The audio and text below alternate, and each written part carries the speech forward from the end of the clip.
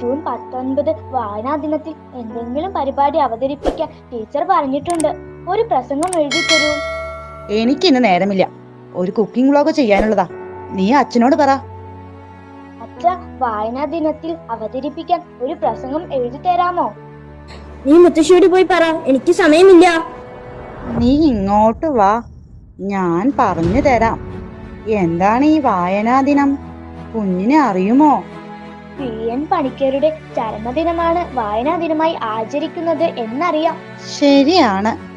1996 മുതലാണ് ജൂൺ 19 വായനാ ദിനമായി ആചരിക്കാൻ തുടങ്ങിയത്. അദ്ദേഹത്തിന്റെ ശ്രമഫലമായിട്ടാണ് കേരളത്തിൽ ധാരാളം വായനാശാലകൾ ഉണ്ടായത്. അപ്പോൾ ആളുകൾക്ക് ധാരാളം പുസ്തകങ്ങൾ വായിക്കാൻ കിട്ടും, അല്ലേ മുത്തശ്ശി? അതെ അതെ. പണ്ട് ഇന്നത്തെ പോലെ ടിവിയും മൊബൈലും ഒന്നുമില്ലല്ലോ. സാധാരണക്കാരായ ആളുകൾ വായനാശാലയിൽ അംഗത്വം എടുത്താൽ മതി. വായനയ്ക്കായി പുസ്തകങ്ങൾ ലഭിക്കും. എന്ത് സുഖമാ അല്ലേ മുത്തശ്ശി ആ കാലം?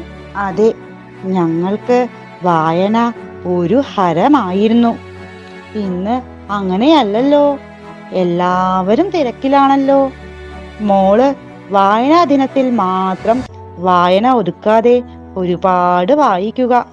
വായിച്ചു വളരുക, ചിന്തിച്ചു വിവേകം നേടുക.